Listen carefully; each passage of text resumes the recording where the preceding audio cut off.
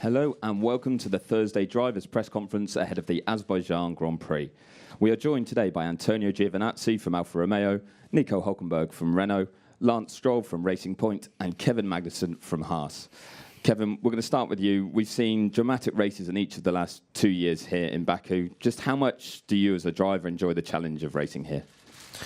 Yeah, I think it's an exciting race. As you said, lots of action, lots of safety cars and stuff like that in previous years. So we'll see if this year everyone is trying to go conservative and maybe we'll have a boring race. I don't know, but it's a cool track. It's fun to drive and yeah, lots of good opportunity to overtake and race other people. So yeah, good place to go racing. Yeah, we're going to get all of your thoughts on this place. Lance, you've obviously had a podium here in the past. Is it a place that holds fond memories for you? Absolutely. Very memorable day. Being on the podium was extremely special. Kevin said it every year here. There's this opportunity. The races are pretty chaotic, especially the last 4 or 5 laps. I mean, the last year with the safety car restarts, there's always positions up for grabs. So we'll see what this year has to offer. And Nico, you obviously haven't had the results at this venue, but do you enjoy the challenge of racing here? I do. Yeah, it's a spectacular track. It's super fast. You know, it's massively challenging. A little bit crazy as well, in a positive sense. Racing's good, you know, with all the towing that's going on. Obviously, into turn 1 is your best shot, but the scenery, the setting, just makes for good racing, and it's pretty entertaining from inside the car as well here. And Antonio, moving on to you, this will be your first time racing in Formula 1 here, but you had a double win in what was GP2 in 2016. So how excited are you to get out there in an F1 car?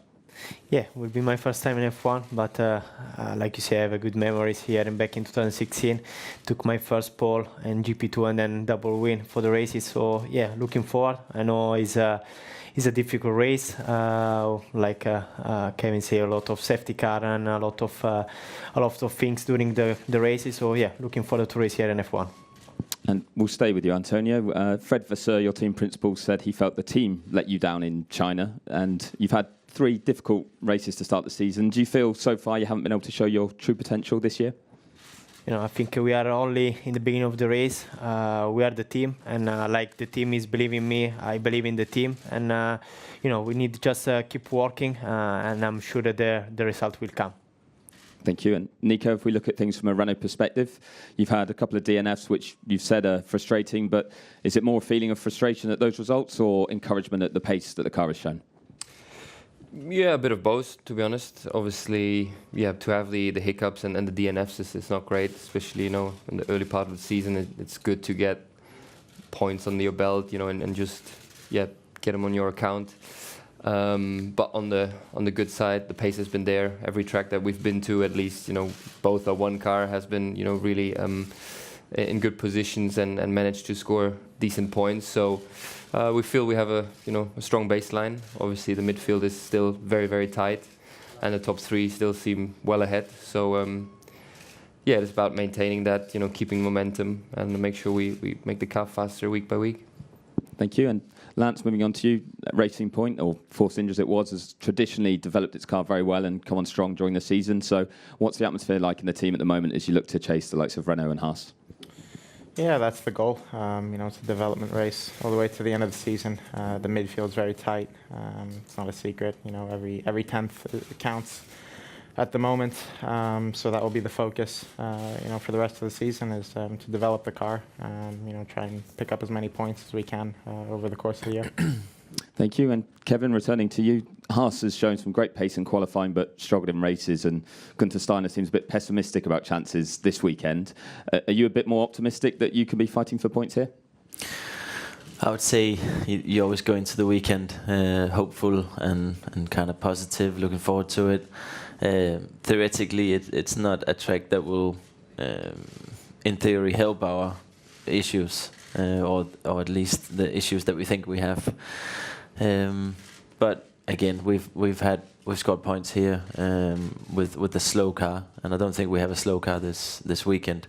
We have a fast car. It's just we've had both cars in Q3 all of the 3 races this year, and then we've been kind of like the second slowest team in the race, almost in all 3 races also. So there's clearly an issue there that we need to fix, and I think, and I hope and think that it will just be a matter of time until we find that problem. Thank you very much. We'll now open this press conference up to questions from the floor. Please remember to give your name and publication for the transcript. Christian Nimmervoll from motorsporttotal.com. Antonio, you mentioned during winter testing that you're going to drive as much as possible like Kimi's driving style in order to help the engineers with setup and development direction. Do you think that did any damage to your performance in terms of you not being able to follow your natural instincts? I don't think so. I think in Melbourne we were fast, and then I just had the issue in the race with the crash on the turn 1. Then in Bahrain I was like just half 10 from Kimi, and in China it was just a difficult weekend. But so far I think it's not the main issue, I would say. And of course Kimi have a different driving style from my one, but to be honest we are quite on the same way, and so far we will keep working on that, and I'm sure when the luck is also from our side the result will come.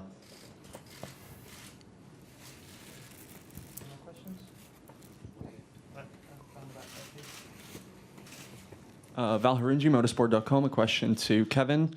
Kevin, there seems to have been the suggestion that already there are some fixes in place for your problem of tire warm-up on the car in Baku. Can you elaborate what those fixes are, and do you expect a real tangible impact from them here already? Well, we can't say there's been a fix. We know we've changed stuff and tried to come up with some things that could be the fix, but it's not like. I think it's one of those things that you try and figure out what is the problem and why it's happening, and then after that you find solutions. So I think we're still in the process of kind of still understanding what exactly is the problem, and then after that we need to find a fix. So yeah, we have come here with some things that we hope can help the situation, but we will see how it goes. Héctor Sagues from Diario Motor. Have a question for Nico. How much of a, could we say, advanced has been with Daniel Ricciardo and the team comparing with other teammates at Renault in these last 2 seasons? How much advantage? Or Yeah, what advantage has it been having Daniel in there? Well, I think obviously he's a very strong, good driver, and now I think in China you saw that he has arrived at Renault. He feels more home and can extract everything from the car. Obviously also very experienced, and he has some real good feedback so far. Good thing is we feel the same way about the car and what we look from the car and from the team. So it's been fairly, I think, positive and very productive, but definitely a good strong addition. Just on the topic of teammates, for 2 of you, it's a new teammate this year. Lance, what's it like been working with Sergio and coming to a circuit that he's been particularly strong at in the past? Yeah, it's so far so good. He's a very experienced driver. He's been with the team a long time. We share a very similar opinion of where the car stands at the moment, and that's always good to help the team develop. For the future. So yeah, it's early days, but we've been having a good working relationship up to now. And Antonio, you knew Kimi from your time working at Ferrari, but any surprises racing alongside him in the same team? No, I think like I said in the beginning of the season, to have Kimi like teammate is just an help from my side. He's a driver, he's a world champion driver with a lot of experience, so it's just good for me, good for the team as well. For the feedback, for the development of the car. So yeah, just really happy to have him like my teammate.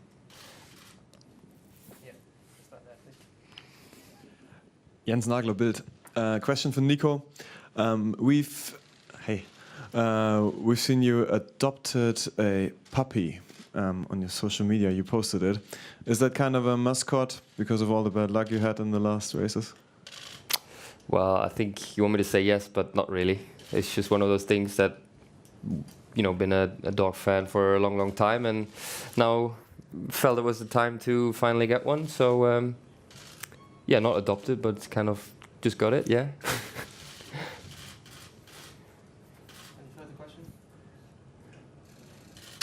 No further questions. Thank you very much, gentlemen. Good luck in this weekend's race, and a full transcript of today's press conference will be available shortly on FIA.com.